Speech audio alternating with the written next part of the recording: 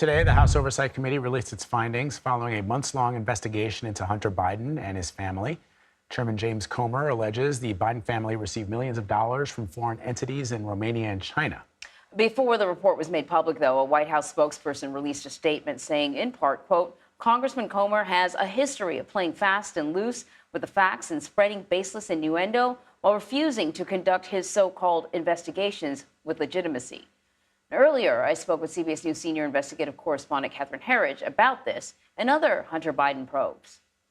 What makes this interim report stand out, Anne-Marie, is that this House Oversight Committee has subpoena power. And according to the report, they've received thousands of banking records directly from the banks themselves. And the central allegation they're making this morning is that there was a years-long scheme to enrich members of the Biden family, and that some of this money came through various limited liability companies as well as others to gather funds from foreign entities. Now, in response last week to this stream of allegations, the president has said that he believes that his son did nothing wrong in the course of his business dealings. People can see that the conference is about to start, but we're going to let that roll, keep talking to you, and then we'll get kind of the highlights later on. Another House Republican report was released today regarding Hunter Biden's infamous laptop and former senior intelligence officials. What's the new claim? Well, Anne-Marie, I want to take everyone back to October of 2020 when there was the initial reporting by the New York Post about the contents of Hunter Biden's laptop. And what the House Judiciary and Intelligence Committees are alleging is that when these 51 former intelligence officials released a statement saying the laptop had the earmarks of an information operation, that this was done in coordination with the Biden campaign, and the Biden campaign sought to leverage the intelligence officials' credentials to tamp down any discussion of what that laptop contained.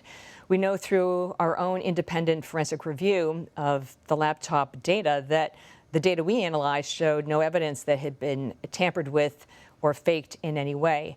The second central allegation is that the former acting CIA director, Mike Morrell, did everything he could possible to expedite finalizing this statement from the former intelligence officials in October 2020 in an effort that's described as his wish to help then candidate Biden. We've reached out to Morrell, who is no longer a CBS News contributor, as well as the CIA and the White House for comment, and we'll update you as we hear more from them.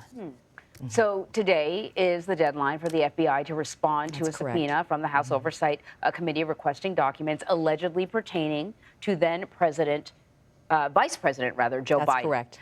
Can you explain what that's about? Okay, Senator Chuck Grassley and the chairman, James Comer of the House Oversight Committee, have sent a subpoena to the FBI Director Christopher Wray, and they've asked him to provide what they believe is an unclassified intelligence report that was taken from a confidential human source. The allegation, they say, is that there was a bribery scheme during the period in which Vice President Biden was in the White House. What the lawmakers are not saying is whether they know that to be true or not. What they want to find out is if this allegation was lodged with the Bureau and what due diligence the Bureau did to run it down and what findings may be available to these congressional committees.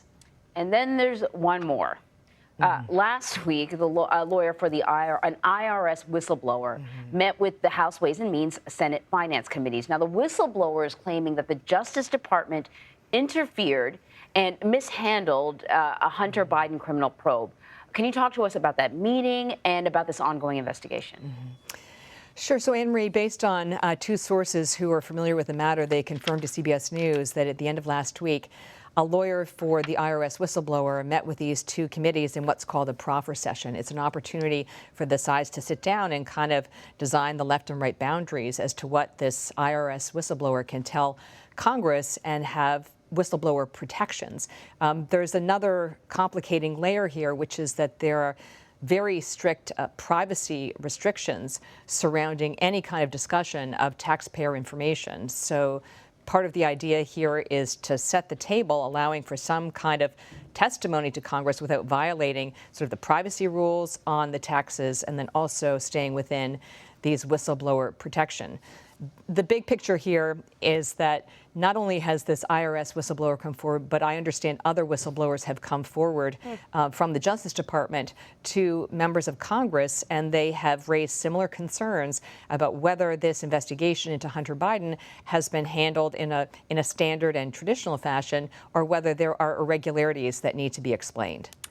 Really interesting, Catherine. So many tentacles here, so it's really good to have you here to Of course. explain everything. Catherine Herridge, thank you so much. You're welcome.